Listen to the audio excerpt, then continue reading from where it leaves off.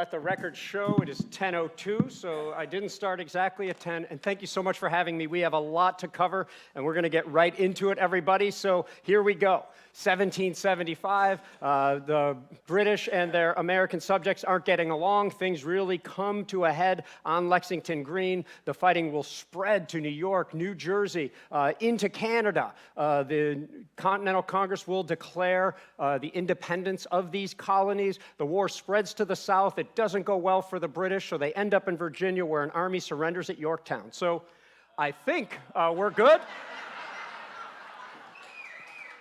Thank you very much.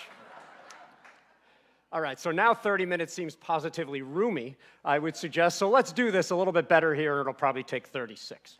1775. The American colonists have no representation, no say in their government at all, and they are being taxed, and that is one of the primary issues why all this is going to flare. We're going to learn a little bit more about this and the people involved in our next lecture, but for now, just know that it does come to a head 247 years ago yesterday on Lexington Green outside of Boston, where the shot rings out. The shot heard round the world rings out. 400 British redcoats are there. You've got 80 Patriot militia there standing their ground. But after that shot rings out, we don't know who shot it exactly. A British volley mows into the Americans, who scatter. The British move on from Lexington toward Concord, where they expect to find guns and ammunition and more. They find just that, except it's in the hands of the militia, who are now greater in number. The militia at the North Bridge in Concord are going to really push the British back, who begin a running battle back to the safety of Boston.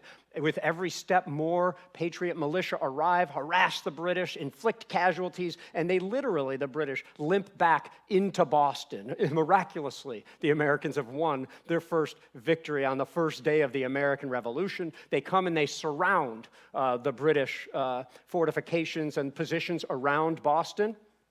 But in the meantime, you have other things. You have 84 Green Mountain Boys coming up over to capture Fort Ticonderoga under the command of a guy named Ethan Allen. Somebody else you've heard of named Benedict Arnold is with them. They completely catch the British by surprise, capture more than 40 of them. They're literally knocking on doors to wake them up so they can capture them properly. And the Americans capture 59 cannons up there, something in short supply.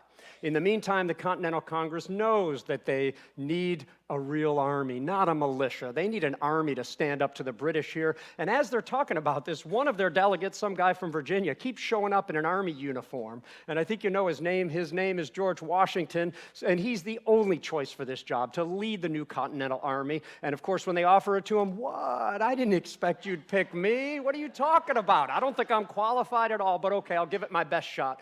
That's very disinterested 18th century speak. So there he is, he's ready, and he is going to lead his army for the remainder of the Revolution. Of course, in the meantime, King George over in England is pretty sure that all he needs is a firm hand to bring those very few rebels back into the fold, and he is going to send an armed battalion to remind them of his love. And one of those things that will happen is, of course, the Battle of Bunker Hill, where the British have a solid naval and foot force. They're going to move up Bunker Hill and Breed's Hill, and they're going to overrun the American positions, but the Americans are tough. They're inflicting tremendous casualties into the British, and it is a bloody affair. A British victory, but somehow artists could not get enough of showing how many British casualties there were. We're talking about 1,000 British killed and wounded. It is one of the most severe tests they faced during the entire American Revolution, and although the British capture the hill, they win. American resolve is only great as a result, and British morale begins to plummet at that point. George Washington, for his part, arrives outside of Boston to see his army and finds it's no army at all. It's more of a rabble. There aren't proper tents. There is certainly not proper discipline. There is a lot of liquor around, and he is very disappointed in what he finds, and is even more distressed when he finds out how few guns and how little gunpowder there actually is. You cannot fight an 18th century war without gunpowder, but luckily for them, they are going to get some of the best gunpowder in the world from the French.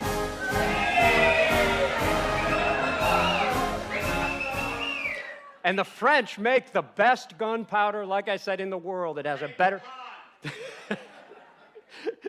It has a better hitting power, it can shoot farther, and this is going to be key. I might say the Americans can't possibly win without this particular provision. In the meantime, the Continental Congress creates the Continental Navy. We're going to learn about more about that in another speech as well. And Washington, as he tries to whip his army into shape, is now facing down the British at Boston. But he can't get at them. He doesn't have the artillery he would need to potentially compromise them.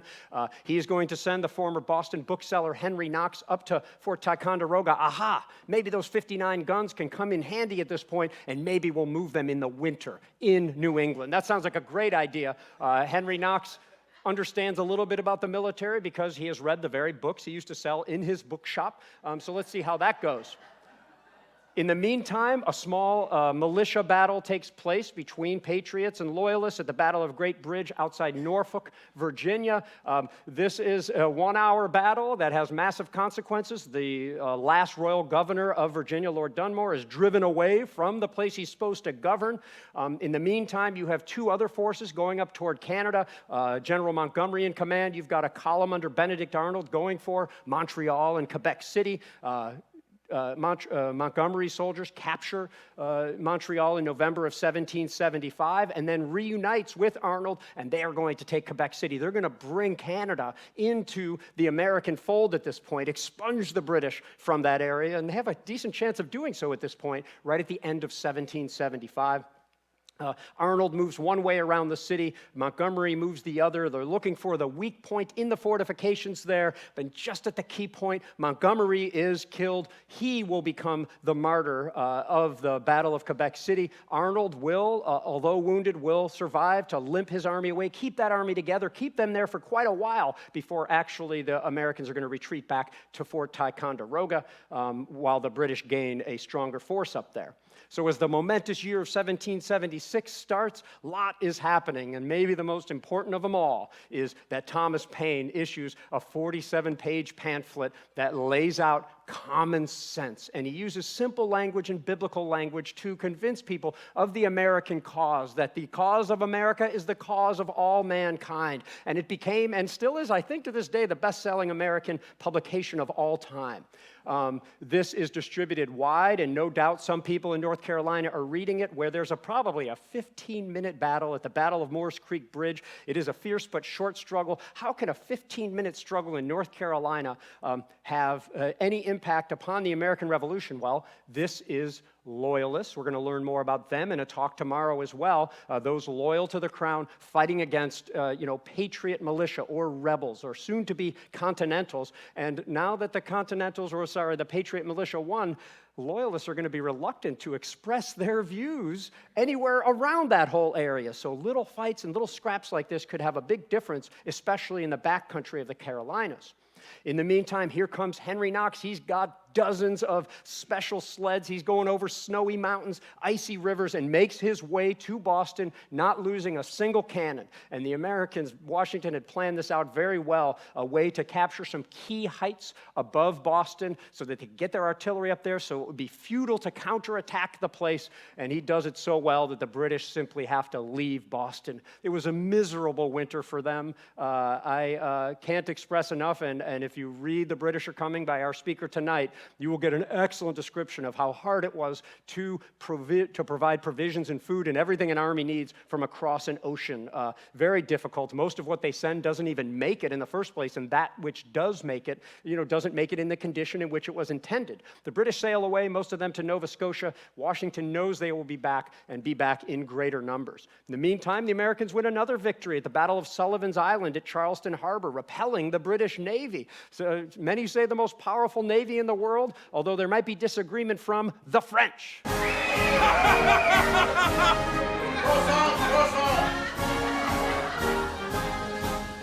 And America needs to show these European nations that they are serious about this. They want to strengthen their own resolve and announce to the world that they are going to declare their independence. But can Americans secure life, liberty, and the pursuit of happiness all on their own? The question of whether they would even have a chance would have to be settled on the battlefields of the Revolutionary War. Washington correctly guesses the British next move. He moves his army from Boston down to New York. He splits it up between Manhattan Island and Long Island, and all of a sudden, all of London is said to be afloat by one person, by one American, I believe. They see the 130 ships. They see 30,000 British soldiers on those ships. Uh-oh.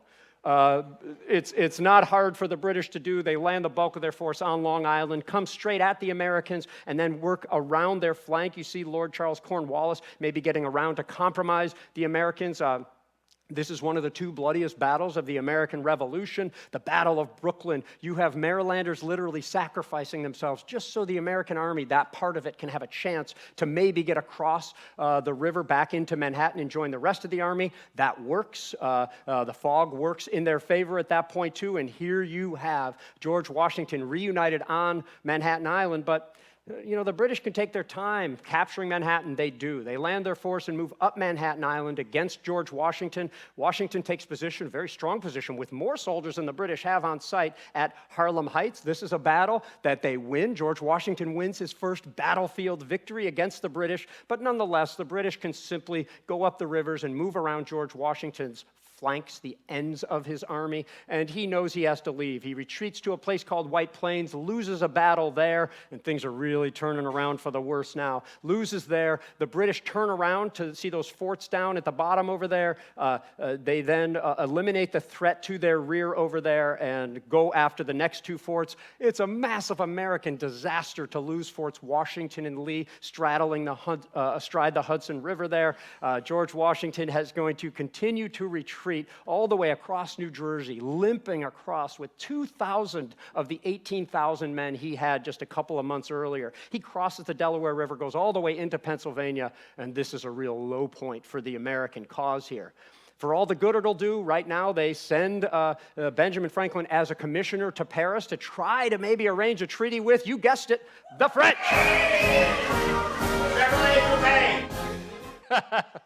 And here comes Thomas Paine just when he's most needed. The American crisis is issued. These are the times that try men's souls. The summer soldier and the sunshine patriot will in this crisis shrink from the service of his country. Indeed, as John Adams later said, without the pen of Thomas Paine, Washington's sword would have been raised in vain. And in the end, would Washington have enough troops for the task at hand? Well, we know the answer to that question because you have seen the painting. There's Washington with Titanic-style icebergs in a tiny boat standing up. Even though there are waves everywhere, it probably looked a little bit more like this. The boats are bigger, the floes are smaller, and the people standing up are moving the boat along. And it is a treacherous crossing on Christmas night, to be sure, but some of them make it. Not all of them, but some of them make it enough to fall upon a British Hessian or mercenary or German garrison there at Trenton. And in the Battle of Trenton, the Americans seem to come from everywhere. 1,000 Hessians are captured, enough provisions for, to really help the Americans that winter,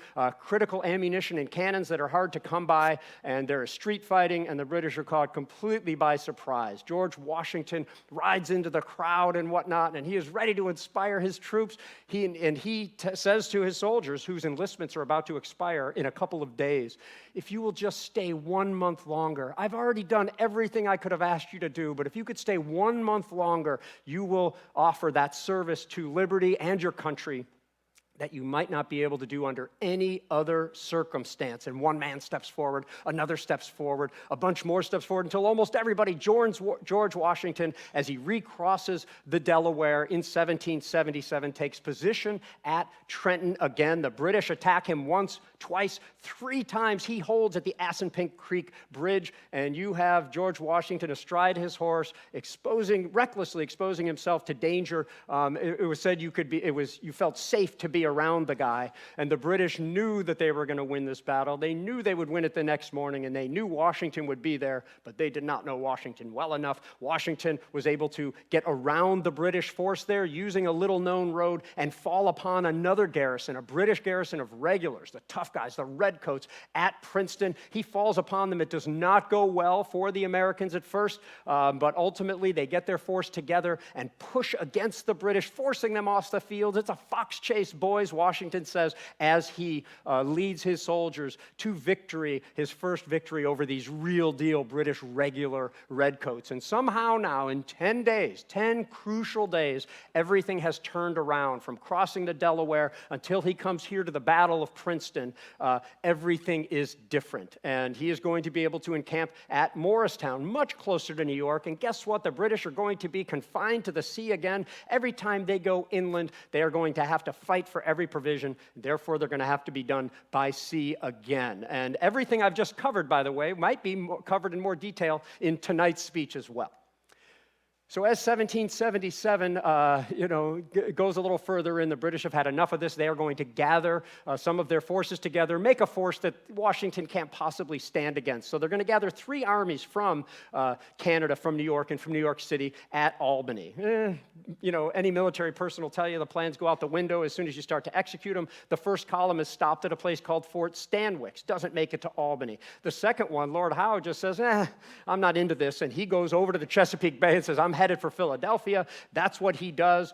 He heads for Philadelphia. Thither goes George Washington. I'm always glad to work in my Jane Austen sort of words whenever I can. And Howe and Cornwallis find him along the banks of the Brandywine Creek. The British actually get around Washington's flank. You can see that over there, how they're moving around him. And, Washington will have to change his plans, reposition his troops just to execute a skillful withdrawal. And that he does in also, again, one of the 2 most costly battles of the American Revolution. But Washington has kept his army together well enough that the British capture Philadelphia, but Washington still strikes back and loses at the Battle of Germantown outside of Philadelphia. As for the third column, while the first column is getting held up and deceived and can never join the main British force under a guy named Burgoyne, you have now General Gates for the Patriots going over there with a larger army than the British have to confront Burgoyne. In battles at Oriskany and Bennington, you have the American cause a little bit furthered, but then you have the Battle of Saratoga, where a guy named Benedict Arnold really shines bright. I mean, this dude is not in overall command, but he's wounded. He's, doing well on tactics. It's easy to disparage people of the past for what we know about them now, but at this point, this dude was very capable. Eventually, the British are forced into retreat. This is a weeks-long battle, and then they are going to be surrounded and forced to surrender. More than 6,000 British troops will surrender to the hero of Saratoga, General Gates. And there's Benedict Arnold on the left over there, like, hey, man, I did a lot of this work here. I didn't get credit for Fort Ticonderoga. I got nothing coming out of Canada. Here I am again. I'm feeling disgruntled. Now, Washington's army is headed for Valley Forge, and this is the place of American legend, of course.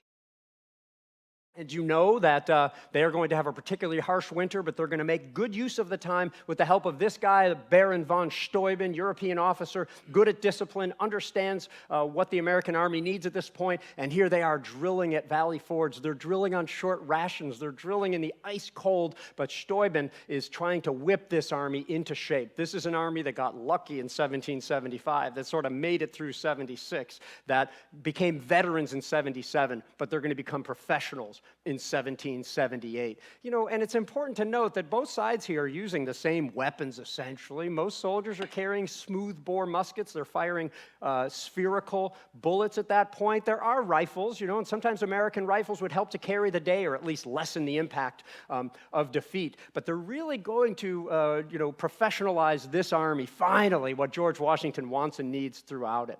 And as 1778 comes on, it is still just a brutal time at Valley Forge. The winter's not cooperating, and Washington's there with his soldiers, and it's not just his soldiers. Keep this in mind. There are hundreds of women at Valley Forge, some with no other option but to be with their poverty-stricken husbands, whose Congress isn't even paying for a lot of this time, right? You've got practically every European nation represented here at Valley Forge. You have free black soldiers training and fighting alongside white soldiers. Last time that's going to happen for quite some time, as a matter of fact. Then you have the slaves of some of the officers, as well as some of those providing for the army at that point, because, none of the American colonies had abolished slavery at that point, and wouldn't still for a year or two longer.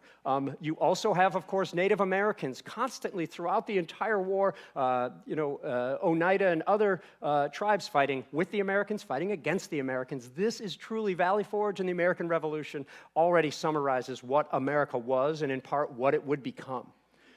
In the meantime, Benjamin Franklin's efforts have paid off. Get ready, because they sign a treaty with the French.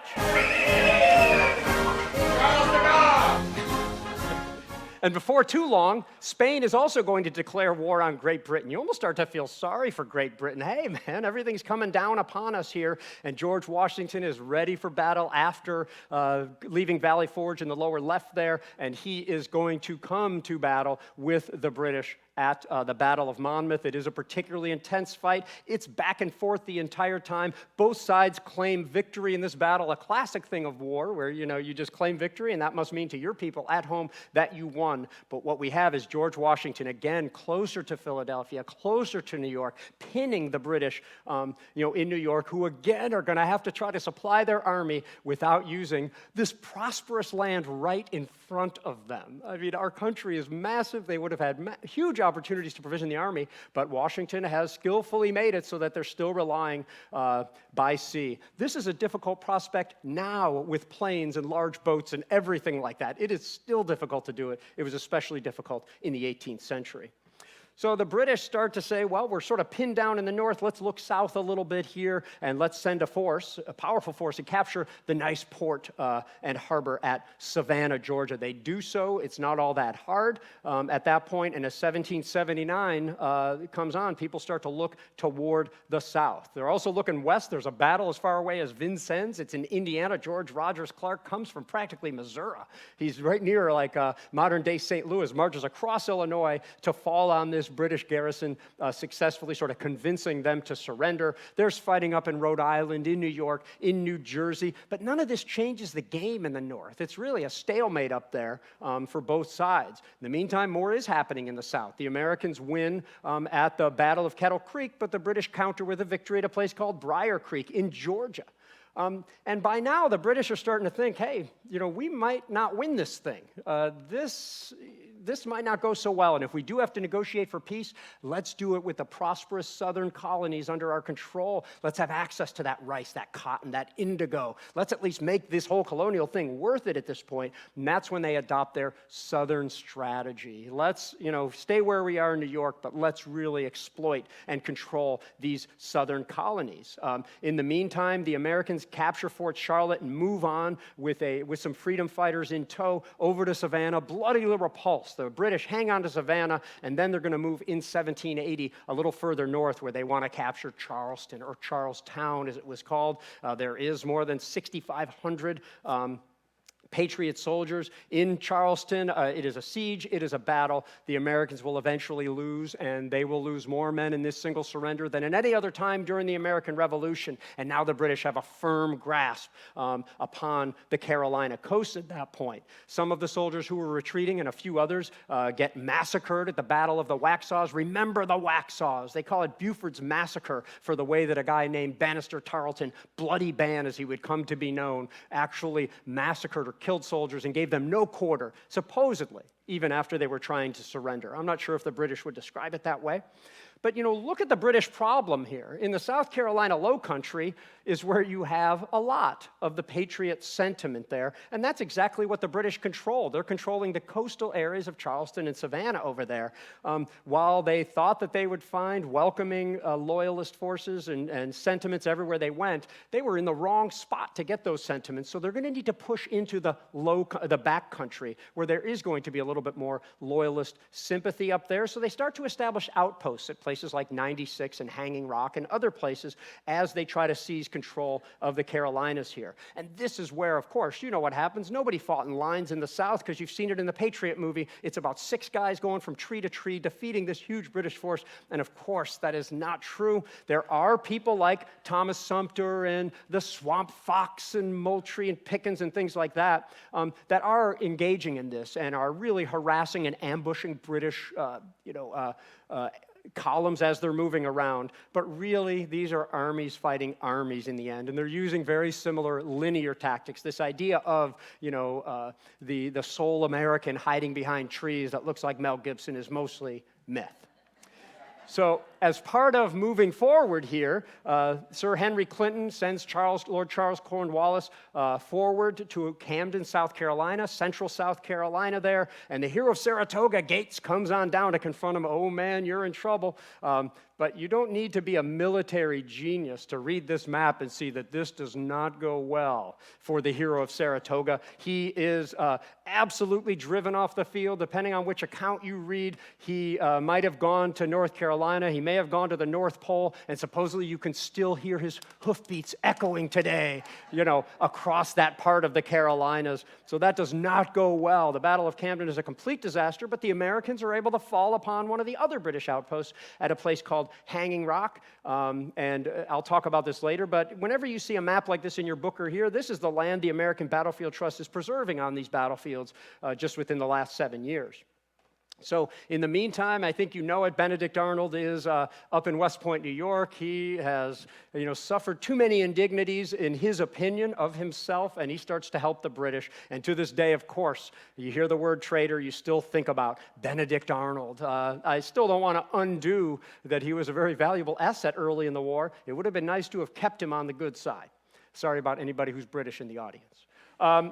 In the meantime, the British are pushing further out through North Carolina here, and a guy named Patrick Ferguson, who is maybe perhaps the most vocal in saying the terrible things he is going to do to anybody who is not a loyalist. The Patriots, you are in trouble. We're going to come after your families as well, and we're going to hang you, and we're going to come after you. Well, that really angered some of the people on the other side of the mountain, and they came over the mountain, and they're called the Over Mountain Men, and these supposed traitors are going to surround Ferguson at the Battle of Kings Mountain. And in this battle, just imagine, supposedly some of the Americans, when they surrounded the loyalists, the only real British soldier there is Ferguson. The rest are all loyalists. They could see neighbors and family and friends in the opposing ranks, and all of Ferguson's force is either killed or captured. Ferguson will be killed. His body will be mutilated, and the Americans win a savage victory at the Battle of Kings Mountain. But now this fight for a time is going to devolve between these two guys. That's Nathaniel Greene. You've seen him at the Battle of Brandywine and elsewhere, and that's Lord General Charles Cornwallis. And these two are going to go at it a little bit. And in 1781, a key year indeed, you are going to have Greene splitting up his force. He sends Daniel Morgan, the old wagoner, a little bit further west. That forces Cornwallis to split his army up. Bloody Bannister Tarleton is going to follow him, and that will result in a battle at Hannah's Cowpens. You have Morgan doing what's called a defense in depth. You might get some shots, the front line runs away, and then so on. The British have dealt with this before. Tarleton comes right at him, and the Americans begin to scatter just like he expected. But by design, many of those in the rear were supposed to come around, circle around, and end up on the British flanks, the end of their line, and into their rear. Tarleton is basically surrounded by this maneuver, caught completely off guard, and the Americans win a massive victory at the Battle of Cowpens, like Kings Mountain, a national park or a national battlefield now. And that allows Greene to adopt a strategy of exhaustion. While he moves toward the Dan River and into Virginia, it's called the Race to the Dan. And at every crossing, he contests Cornwallis. And at every bridge, he's going to burn it. And at every spot possible, he's going to make it difficult for Cornwallis. Cornwallis is getting more tired and further from his base of supplies, while Greene gets closer to his potential reinforcements. He wins the Race to the Dan. Greene will actually get reinforcements up in Virginia and then come back, and the hunter becomes the hunted, as here you have Lord Charles Cornwallis coming to battle against Greene at the Battle of Guilford Courthouse. Greene also adopts a defense in depth. That went pretty well before. It is a savage battle. The British push through the first line, which falls back by design, the second, the third, and the British win this victory. At least the Americans leave first, but it is a Pyrrhic victory. How many more Bunker Hills and Guilford Courthouses can there be before there's no more British army? In fact, the British win and fall back.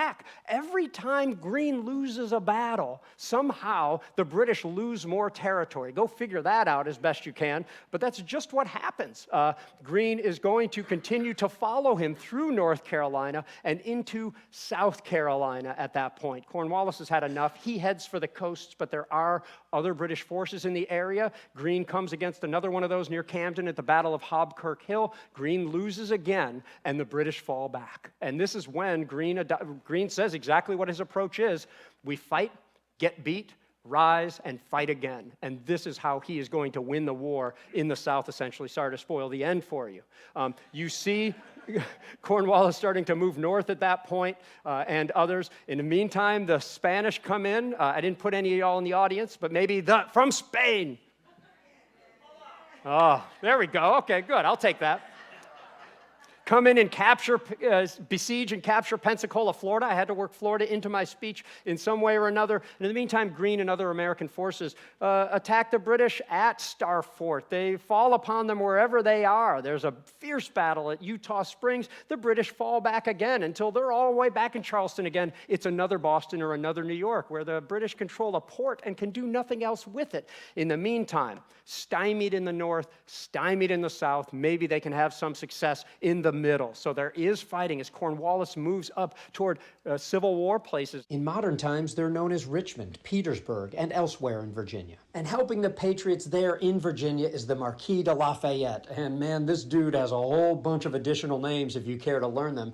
And he'd been important to the American effort throughout the Revolution, honestly. But he defends well at the Battle of Green Spring. And by that point, Cornwallis knows where he wants to head. Ah, yes, the beautiful, beautiful land of Yorktown, Virginia. There's nothing could possibly go wrong here. The ships are going to bring more soldiers. They're going to bring food. They're going to bring women. They're going to bring liquor. This is going to be great, guys. Trust me. Nothing could go wrong.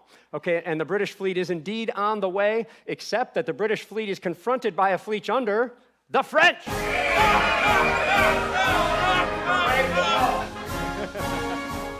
And this might be their most valuable service aside from the gunpowder. I told you guys you'd be the stars of the show. Because they win the Battle of the Capes. The British cannot get into the Chesapeake Bay. Cornwallis is isolated in Yorktown, and his army is absolutely trapped. Thither goes George Washington, sensing an opportunity, brings his army down to Yorktown, where, aside with French forces, they are going to gather and besiege Cornwallis at Yorktown. Moving ever, ever closer to the British line, and make no mistake, Alexander Hamilton is not throwing away his shot. He is going to help to lead nighttime assaults on some key British redoubts. These are forts right near the British positions. It's bloody and quick, and the Americans succeed, and Cornwallis has no hope after this. He is not only besieged, but now he is completely compromised. He will have to surrender very reluctantly to George Washington's army. He does that in October of 1781. 1782, there's not a whole lot more to fight about. In fact, British Parliament even says, we're going to cease any offensive operations in America. By the following year, I think you know what happens. There's going to be a treaty in Paris officially ending the war for American independence. It's unbelievable that this worked, but it actually did. It's not fully over until there's a battle. I told you this was a world war with, we got Spain and France and everybody involved. The last battle of the American Revolution is off of the southeast India coast, the Battle of Collador, and the French win that one too. Man, it is not a good year for the British at this point. And that really ends the American Revolution. Now, word starts to spread that maybe George Washington is actually going to use his immense power and actually resign for the good of the cause. He could have been dictator. This is the most important American thing of any sort. He is at this point. More than the army, maybe more than the land. He could have done whatever he wanted to install himself in power. And King George heard of the possibility of this, and he said, if he does this, he will be the greatest man in the world. And he would do just that in December of 1783, and George Washington resigns and sets really a tone for what this American experiment will be. As I said, can people govern themselves? Can liberty produce power? And we have been tested many a time. Excuse me, I forgot how to go back here. No, you weren't supposed to see that yet. We've been tested many times since this. And people today, I think it's easy to say, pundits say it every day on the news, why not? We've never been more divided than right now. This is our most severe test. This is the most important election of all time. This is what people have been saying ever since this place has been a country. But know this, we have been tested more severely than we're being tested right now. I'm not making light of our divisiveness or anything like that today, but just imagine what these people faced, during the American Revolution. A rather small percentage of people actually came out to fight for the American cause, and yet somehow it worked, with maybe the hope that independence could take root. And we've been working at it ever since, trying to not only create, but keep and define our country. And that would, of course, happen in part on the battlefields of the Civil War with the Emancipation Proclamation. You could really trace some of our history down to a few key documents and what citizen soldiers have done to preserve the intent and at least the promise of those documents. Now, some of what you've seen here, you all have this book already. I hope you'll enjoy, because there's no way you absorbed all that I just went through. I work for the American Battlefield Trust, and I think my job is to try to, make this seem relatable. It wasn't all that long ago. I'd like to stress that 7 years after George Washington resigned, John Tyler, future President John Tyler, is born, and Tyler's grandson is still alive, okay? Revolutionary War soldiers saw railroads come around. They used telegraphs. They saw the invention of photography. A few even survived to see the Civil War and lived beyond that. And I myself have met at least 100 people and shook their hands of people who have met Civil War veterans. Okay, it wasn't that long ago. I think if we can drag the past forward a little bit, I think that maybe not only is it interesting, but I think we'll have a stronger democracy in the process. By the way, we have all sorts of stuff on the website. That's really one of the big things I do. We make a lot of videos, one of which is this Rev War animated map that does it even quicker than I did. And more succinctly, if you do watch this and think I'm plagiarizing from that, I co-wrote that. So I'm not. I'm allowed to do that. The main thing the Trust does, of course, is preserve battlefields of the Civil War, the War of 1812, and the Revolution. We've preserved 55,000 acres in 25 states. That's an area the size of 4 Manhattans. And in the Rev War space, we're coming up on 1,700 acres, I believe, here. We are approaching the size of Gasparilla Island, so you can get an idea of how much we preserve. Go to battlefields.org to learn more. I really appreciate your time and attention, and thanks for listening.